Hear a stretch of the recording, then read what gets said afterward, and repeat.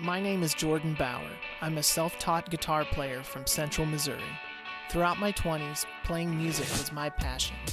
From jamming in my mom's basement with my best friends, screaming in a metal band, to harmonizing in an acoustic duo, some of my greatest memories were made playing music. Though that stage of my life is over, the Missouri music scene today is thriving with many unique artists. My musical journey takes a new turn, with a new mission to bring together the audience, artists, and venues, and to reunite with some old friends along the way. Dan Schram, Columbia, Missouri. How are you doing, sir?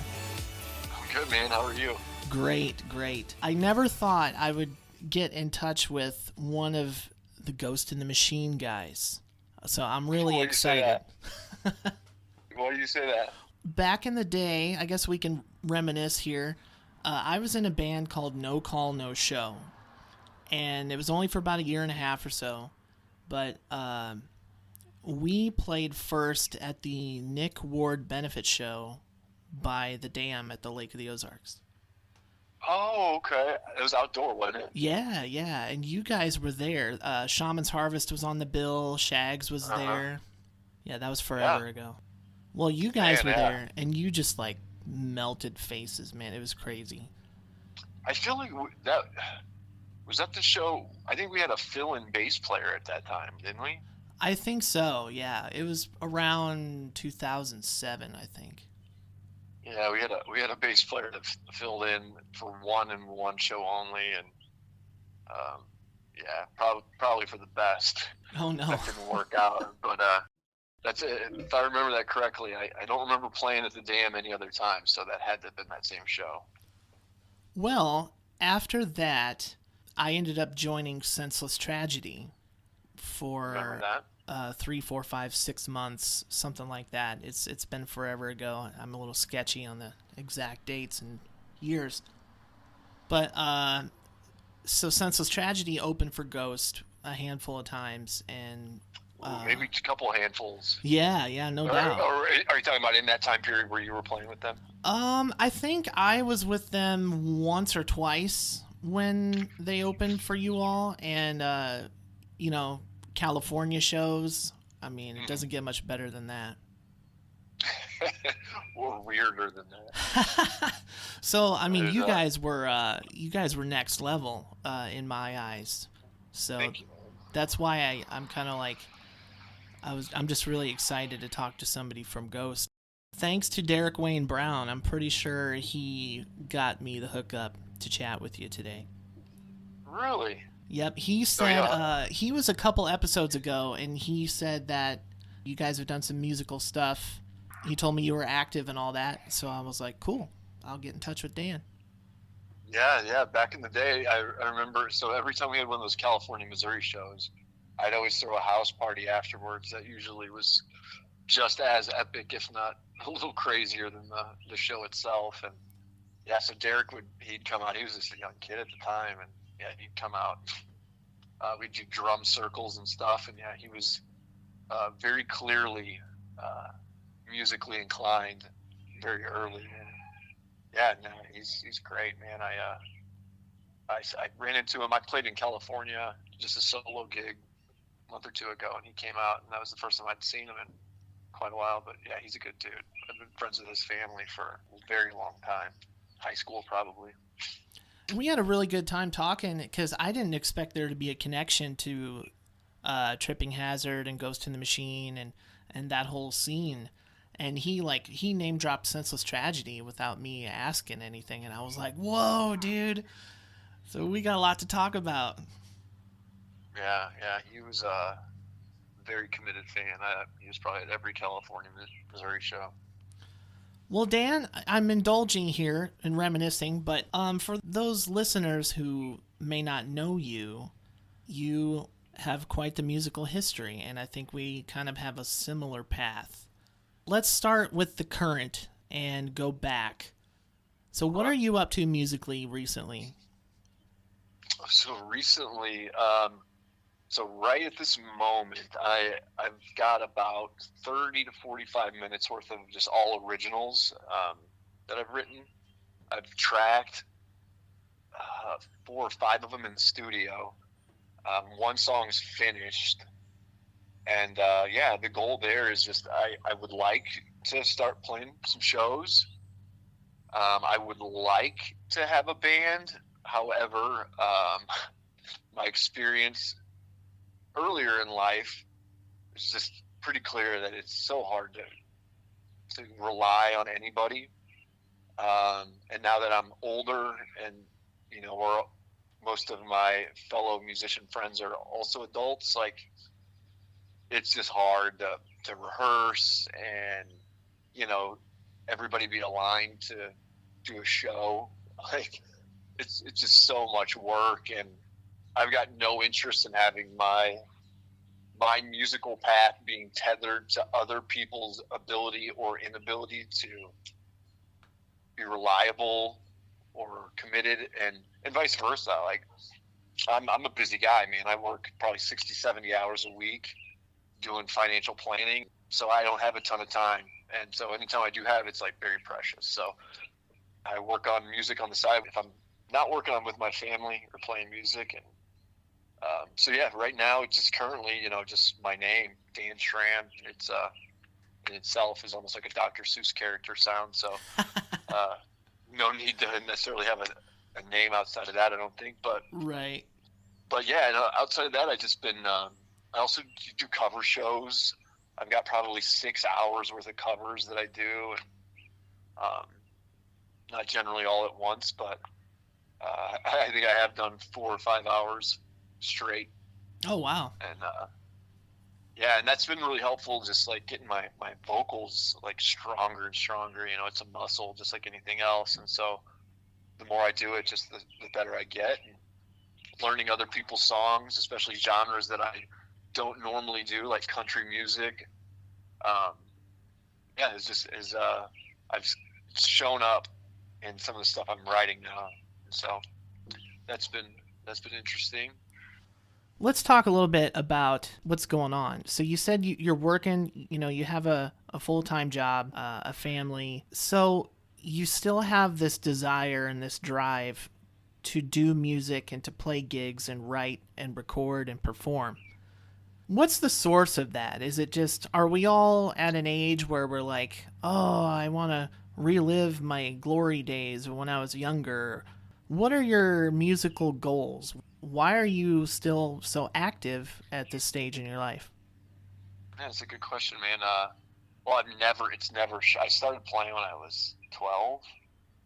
I mean, honestly, arguably, like, younger than that, you know, just like my grandma had a piano, and like at a very early age, like, discovered that I could just from memory figure out melodies on the piano, and but didn't really get serious about music until I was 12. And I've just never stopped. Like, even after leaving bands and stuff, moving to Hawaii and back, like, I literally have never stopped playing. And you ask what it is, I don't know. I don't know. I couldn't stop if I wanted to. Nice. But yeah, it's just one of those things, man. It's just like you have the urge to eat or breathe, you know, like there's times where it's like if I'm in a situation and there's not a guitar or a piano or something nearby, like it's the equivalent of being a cigarette smoker without a cigarette nearby. And I guess, you know, you're making me think a little harder about it, but I think it's also been a source of therapy for me, you know, like, not that I like live some tormented life. I feel like I'm pretty well adjusted, but I think some of that is because I've had this outlet, this thing that resets me, and when I'm doing it, like, I'm not worried or thinking about anything else. When you say therapy and an outlet, obviously music is a great source, a great means for both of those things. Do you have a message in your original writing that you try to get across? I really try to just make sure I'm present, you know, like, it's never contrived. It's just whatever is me at the moment, you know, like, it's usually whatever is on my mind, whether that be a book I read or a movie I watched or something I'm worrying about or constantly, you know, find thematically happening in my life, you know. But like a lot of the songs that I've written recently, I've pretty, you know, fascinated by 20th century international situations, like specifically like the Soviet Union, just the horrors of communism. And that ties into a couple years ago, I read the book 1984 by George Orwell. And I think when I finally get this group of songs together, I probably will call the total body of work 1984.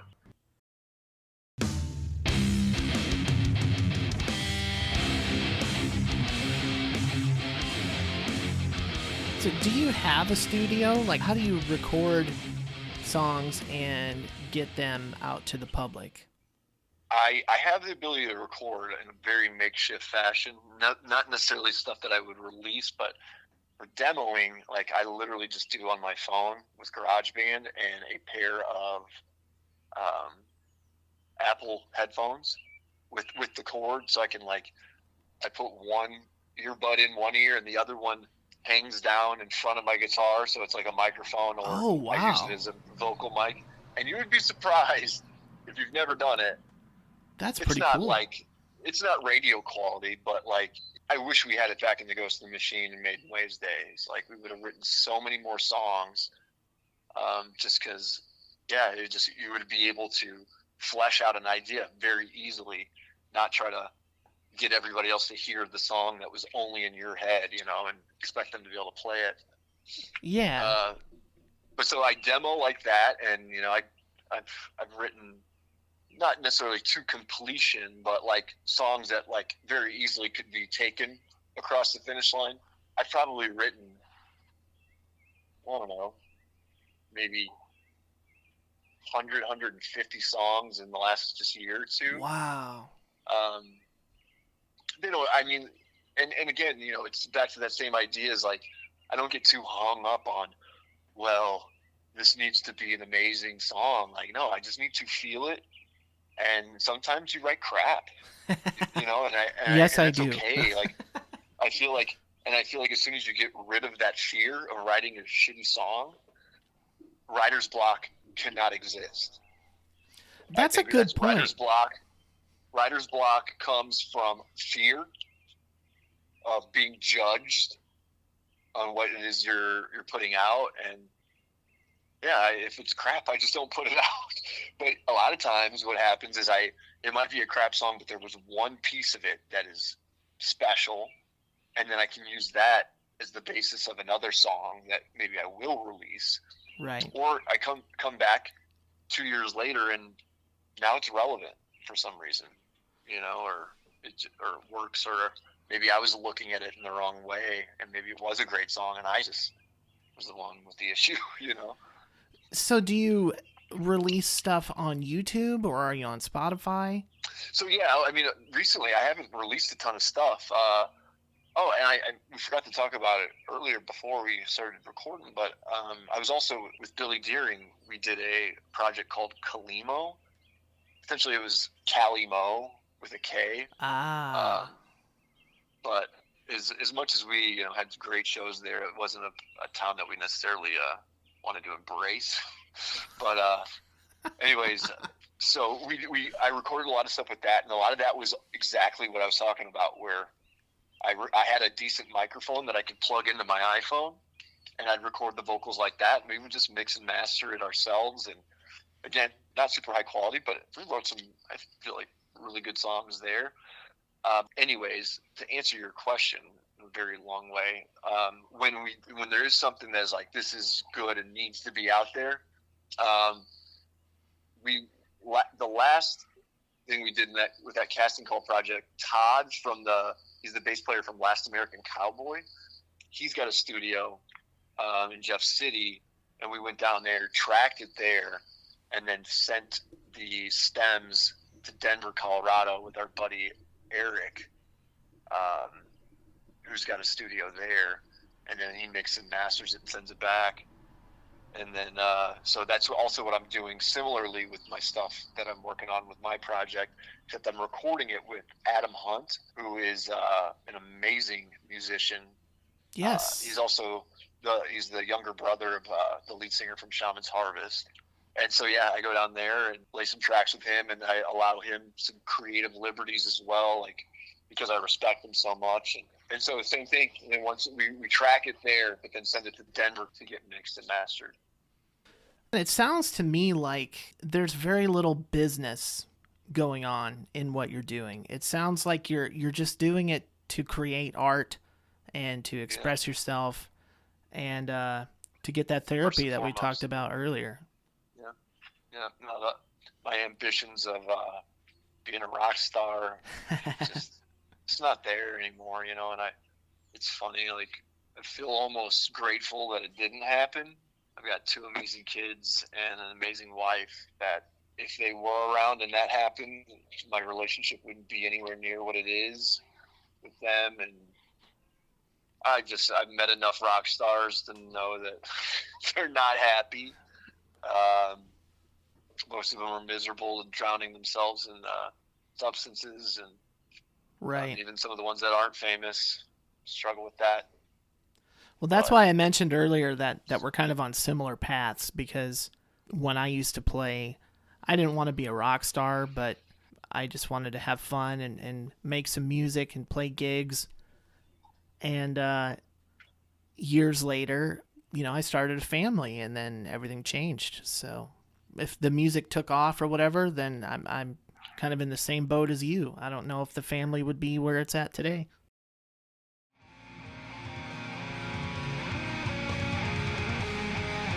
Hey everyone, this is Jake from This Is Jake, and you're listening to the Missouri Musicians Then and Now podcast. How did Ghost in the Machine come about, and tell me about some of your experiences with them? Yeah, man, a ton of them. Me and Brian Kay and Billy Deering were in a band before that called Tripping Hazard.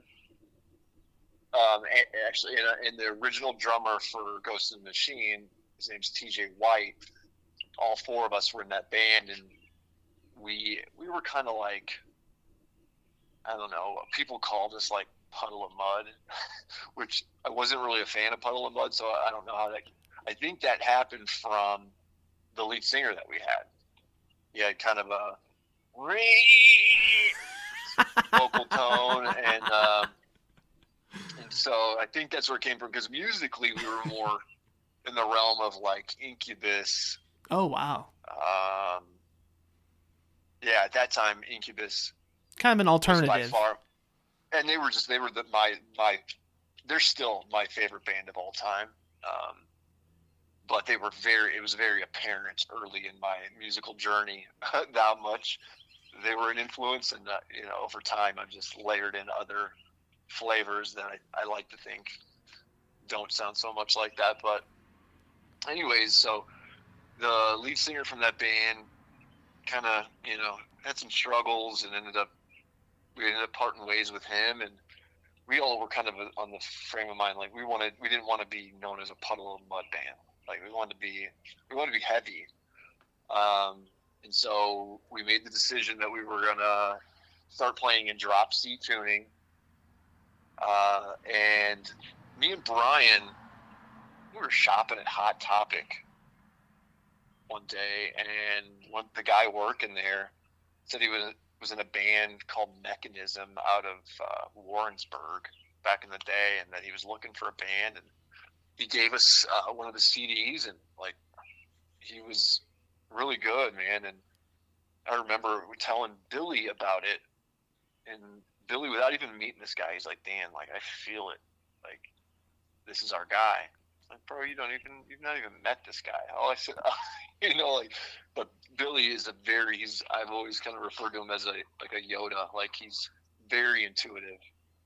And so yeah, we went down there. We gave the guy our Tripping Hazard record. He's like, yeah, I'm not really into Puddle of Mud, so I don't think I'm your guy. And he picked up on that too. Yeah. That might be why I say that we were labeled like that, because of that. Oh, okay. I can't remember how many other people actually made that reference, but he wasn't wrong. And but we were like, dude, no, we're trying to change our sound. And so he was open-minded, came and hung out with us. We jammed one day, partied all night, and just kind of just, you know, tried to solidify the bond. And yeah, I mean, it took off, and that was Jeff. And yeah, and so we were with him from 2004, and then I think until he left, which was, I want to say 2011 or 2012. But yeah, as far as experiences, man, I mean, that was where we started, you know, we started getting national act opening slots. The first one ever was Power Man 5000, which was a big deal. Nice. I know we opened up for, who was that? Oh, As I Lay Dying.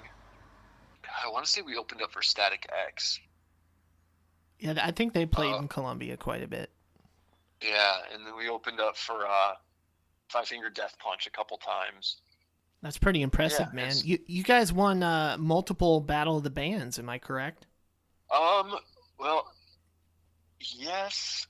Well, the biggest one I remember was back in the day. We had 98.3 The Buzz, and Shags, who now does 96.7 KCMQ in the morning, was on the air. And honestly, man, a lot of our success that we had back then, I attribute to him and Barrett, the other DJ. Like we just on a whim one day just drove by the radio station, knocked on the door, and gave him a CD, and they invited us in. Yeah, and we came, and just very quickly they became our friends. And at the time, Barrett was doing a 10 o'clock at night cage match with local bands. And the Hometown Buzz.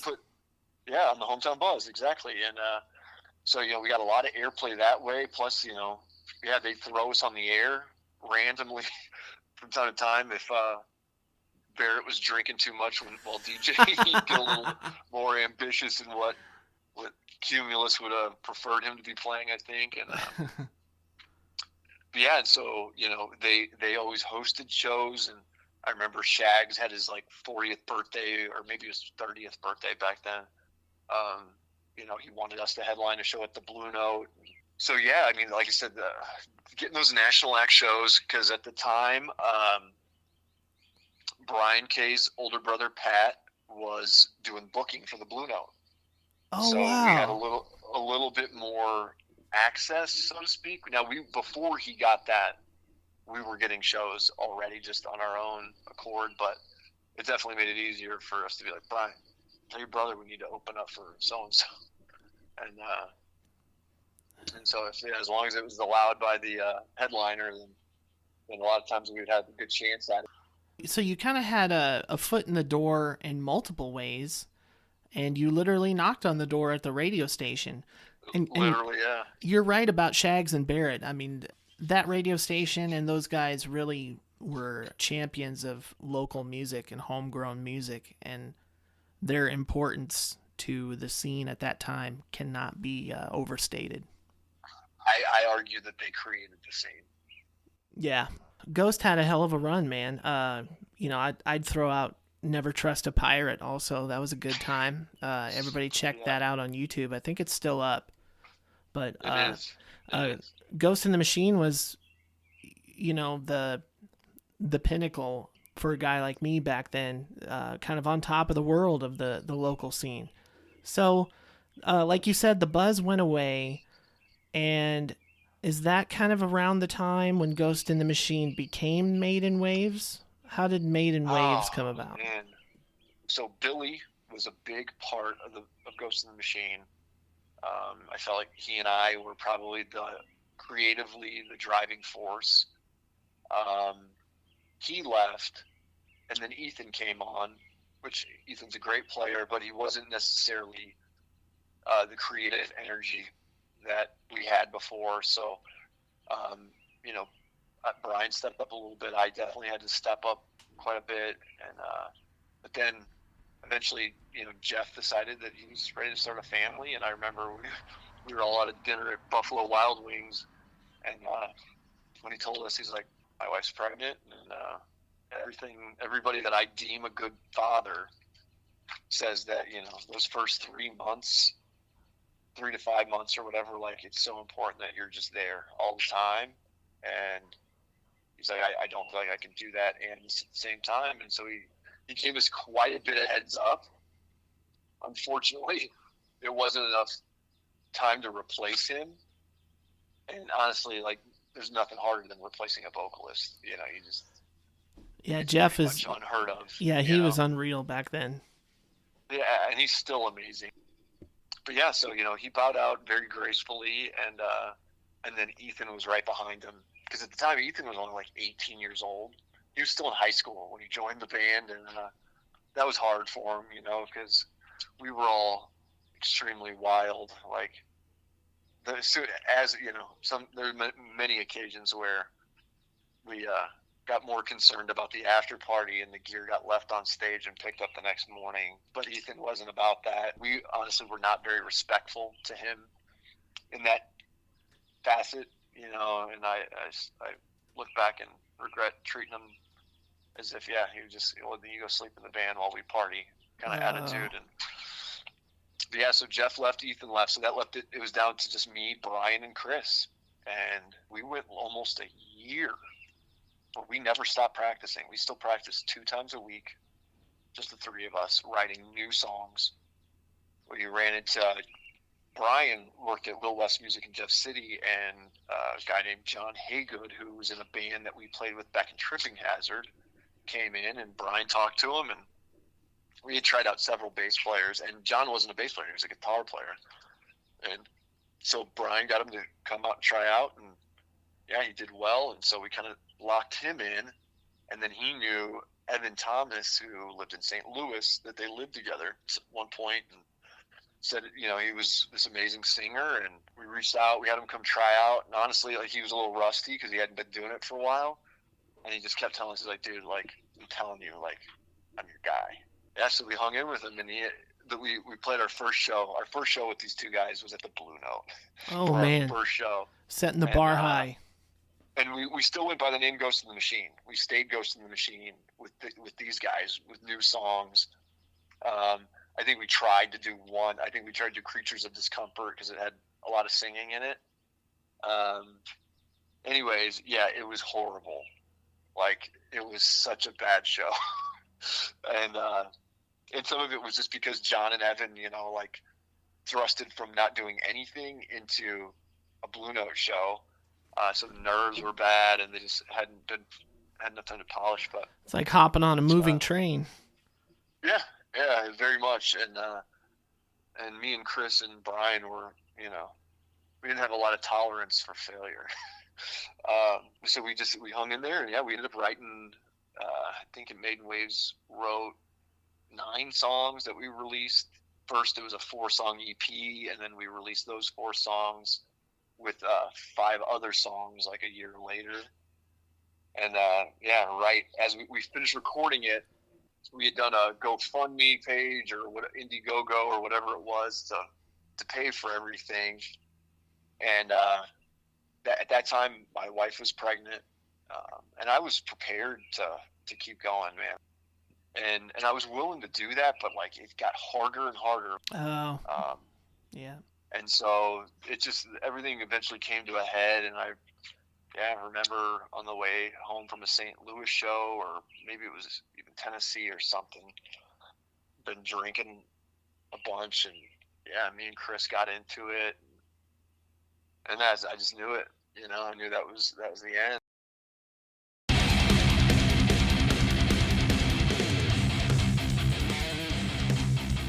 Briefly, let's touch on Tripping Hazard, because that was your second band. You had a band in the 8th grade that was unnamed, you told me. But Tripping Hazard was kind of a short-lived thing, but tell me about the early days playing music. Yeah, that started my senior year in high school. Me and Brian K. Me and Brian K. were from the beginning. He was in that band in 8th grade with me. He was in every single band I've ever been in. So it started off just he and I, and it was like random, I was, I don't know where the listeners are all at. I'm assuming probably mid-Missouri, so they have some understanding of what gravel roading is. Oh, yeah. And so me and a buddy were gravel roading after school one day, and we passed his brother in the gravel road. He said, "Hey, Billy Deering and Grant Kirk are coming over to jam. You all should come by." So we did, and it ended up the guy that invited us got pulled into the other room with his kid, and so it ended up just being me jamming with Billy and Grant, and like there was some chemistry there, and I told Brian about it, and then we got the four of us together, and we had a different drummer at first named Kurt Drinkard, who lives in California, Missouri, and then we ended up with TJ eventually, and we had a DJ at the time. Again, I think I said earlier, like Incubus was a big influence of ours at the time, so it just only seemed suiting that we had a DJ also. But yeah, so we did that for just about a year or so.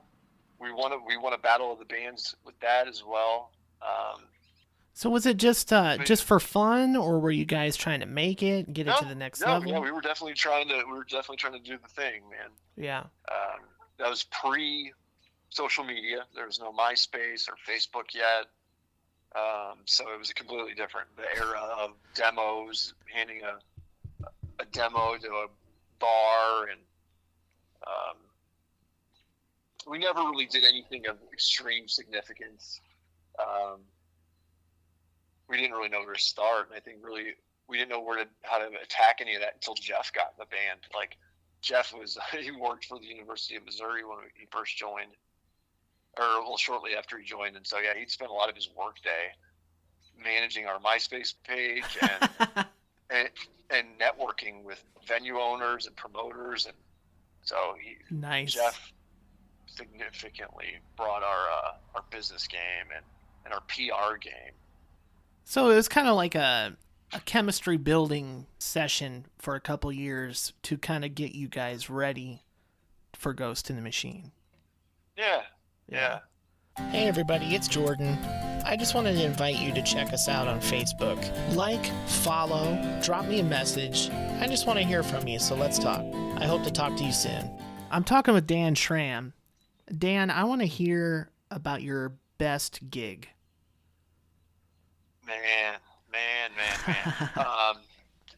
I'd say it'd have to be, we won Battle for Point Fest in St. Louis, and we got to open up Point Fest, and the headliner was Incubus.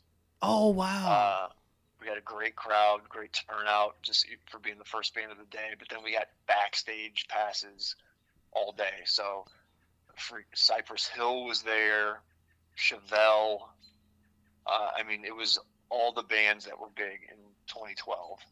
Yeah, so we got to hang out. I arm wrestled the lead singer for Chevelle, and then took some pictures with Brandon Boyd, the lead singer from Incubus. I bet you were on cloud nine, man. I was, man, honestly. And so then we got to stand side stage at the amphitheater there in St. Louis where they do Point Fest, right there on, like, probably with the families of Incubus. Just sat there, and Brian was standing right next to me, and I was like, dude, can you believe what's happening right now? Like, this band was our idol, and here we are, like, 15 feet away from them, while the other thousands of people are, hundreds of feet away. We are on the stage with them, and we played today. Like, it was so surreal. And the only thing that I would say would compete with that was when so that was Maiden Waves, and then we also, I guess maybe we were still going by Ghost in the Machine at the time, but then we won this other, we got to open it for the Deftones, and it was just us and the Deftones, and that was at a venue in St. Louis, on Del Mar. Oh my goodness, doesn't matter. Got to open for the Deftones. That's all that matters. Yeah, so no doubt. Those are my two big ones, and honestly, those were my two favorite bands. So at that point, when I was considering leaving the band, I was like, bro, I've accomplished more than I really thought was realistic, And so, like, if I was done, like, I still felt good about my accomplishments. Yeah. Yeah, how would you top that? Like it doesn't get much better than that. The only thing that would top it would be if John Lennon and George Harrison came back to life, and I got to play with the Beatles. That would be the only thing that could touch it. Oh man, I agree. Man, that's awesome. Those are lifetime memories right there. As far as worst gig, man, there were some. I'm trying to think. I mean, that Blue Note show that I talked about with when John and Evan had joined Ghost of the Machine, that didn't go well. Right. John's bass guitar stopped working. Evan was using a microphone that just sounded like he was singing into a can. There's always technical difficulties behind all that stuff too. Yeah, man, I just when we played, man, we were very serious most of the time. Like, we'd huddle beforehand, and get pumped up, and every time we gave it everything, man. So there was very rare that something was bad. I remember at a California, Missouri show, the last song, "Never Trust the Pirate," my amp, I blew a tube in it. I just kept rolling, bro. Because I had nothing coming out. Now I could headbang and dance around harder than ever because nobody was going to hear the mistakes I was making. And so it was very much an athletic event. We came to win. And there's nothing that's going to stop us. It's hard for me to really think of just a show that was cringe. There's nothing wrong with that. Man, you guys always had a tight show. Whenever I saw you, I mean, it was a high energy, fast, heavy experience. And I'm kind of bummed I didn't get to see Tripping Hazard or Made in Waves. I was still kind of observing the scene when Ghost became Made in Waves, but man, that feels like a lifetime ago. Did you ever listen to any of the stuff we put out? It's been a long time, man. I can tell you I definitely favored the Ghost stuff more, but I think being older now and stuff, I'd probably have a more open mind to some of the other stuff. Yeah, I think by Made in Waves we had really, figured out songwriting. Ghost of the Machine was a lot more experimental. We had songs where there would be parts that it would never repeat itself. There was no verse, no chorus. It was oh wow, just a sequence of 9 different parts going from one to the other, and so yeah, I'm really proud of Made in Waves for a song to song basis or what we did. But that album that we did with Ghost of the Machine, man, is still probably the best body of work. We spent a lot of time on that, literally years. Hundreds and hundreds of hours dialing that thing in. So, well, it still lives rent free in my head, as you would say. I held on to that signed CD for many years. Yeah, that album "Equipped to Cope" is on Spotify and Apple Music, and so is the Made in Waves record. There you go. It's made in waves, made in China, not made in a female waving at you. That's good. It's good for clarification purposes there. Hey, pals and gals, this is Chris from the Astro Cats, and you're listening to the Missouri Musicians Then and Now podcast. I want to know what your biggest regret is musically throughout everything we've talked about. Yeah. My biggest regret musically is not taking singing more seriously earlier in my life. My grandmother offered to pay for singing lessons. I was a guitar player. I was like, that's not my thing. Yeah, because now it's my favorite thing to do. Really? Sing. And yeah, see, that's my biggest regret, man, is that I didn't start singing earlier.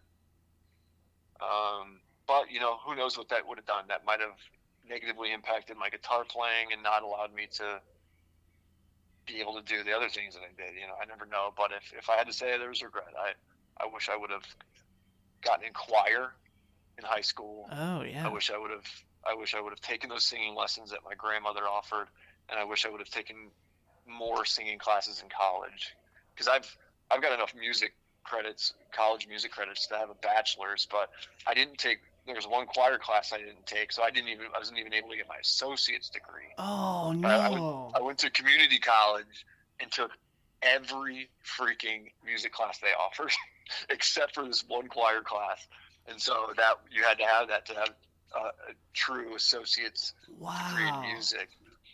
But I've got more music credits under my belt than somebody who's got a bachelor's in music, probably. Is it too late? Oh, never, probably. But, what am I going to do with it? Yeah. I don't know what that choir class is going to teach me that I can't learn on YouTube now. True. Well, I'm a little bit of a completionist, so that would probably drive me nuts if I was you. Yeah. No, I mean, it bugs me from time to time, don't get me wrong. Where are you playing nowadays? Man, I'm going to probably be reaching out to some of the promoters here in Columbia here soon, so that I can start getting back into the local scene a little bit more, with my original stuff. But I've just been doing cover shows, man, and just trying to keep my chops fresh, make some extra cash, on the side. And, so I for a while there, I'll probably continue to do it, but West Main Pizza there in Jeff City.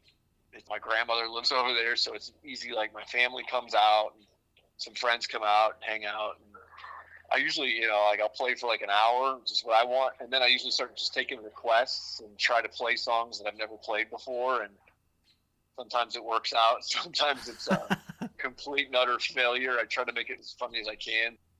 But that's the main one, is at West Main. And like I said, I'm hoping to start doing some stuff, maybe at Rose and maybe even the Blue Note.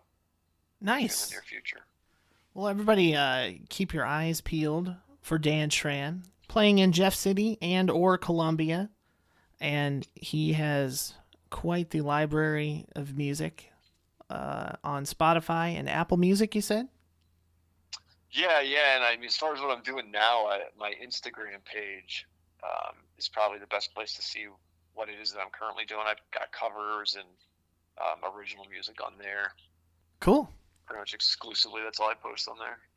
Awesome. Well, Dan, it's been great catching up with you, man. Yeah, you too, man. Keep me posted on what's going on, and everybody check out Dan Schram's music. You take it easy, man, and we'll talk again soon. All right, my brother. All right, take care.